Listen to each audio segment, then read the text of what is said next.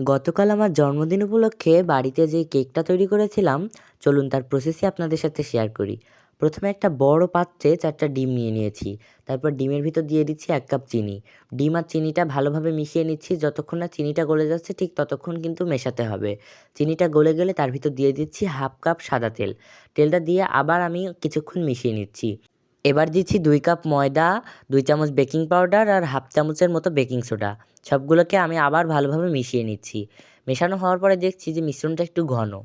তাই এই মিশ্রণটাকে কেক তৈরির উপযোগী মিশ্রণ হিসেবে তৈরি করার জন্য আমি এখানে আগে থেকে জাল করে রাখা অল্প অল্প দুধ দিচ্ছি।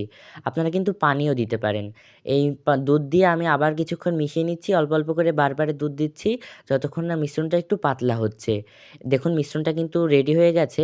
এবার আমি দিয়ে দিচ্ছি একটু ভ্যানিলা এসেন্স। এতে কিন্তু একটা সুন্দর স্বাদ আসবে এবং ডিমের গন্ধটা থাকবে না। আমার ভালো করে মেশানো হয়ে গেছে। এবার আমি 2 পাউন্ডের একটা কেকের বাটি নিয়েছি, যেখানে তেল লাগিয়ে নিচ্ছি এবং একটা নিচে কাগজ দিয়ে দিচ্ছি। এরপরে আমি মিশ্রণটাকে বাটিটার ভেতর ঢেলে দিচ্ছি। মিশ্রণটা ঢালা হয়ে গেলে আমি গ্যাস অন করে নিয়েছি। এবার আমি গ্যাসে কড়াই বসিয়ে তার উপরে দিয়ে দিচ্ছি কাগজ, কিছু সাদা কাগজ। তারপরে দিয়ে দিচ্ছি একটা স্ট্যান্ড। এবার বাটিটাকে বসিয়ে দিয়ে বাটিটা ঢেকে দিয়ে আরেকটা বড় পাত্র বা গামলা দিয়ে ঢেকে দিচ্ছি যাতে তাপটা না বেরোতে পারে। দেখুন 40 থেকে 50 মিনিট পর কেক কিন্তু রেডি হয়ে গেছে। আমি ডেকোরেশনের ভিডিও কিন্তু পরে নিয়ে আসবো।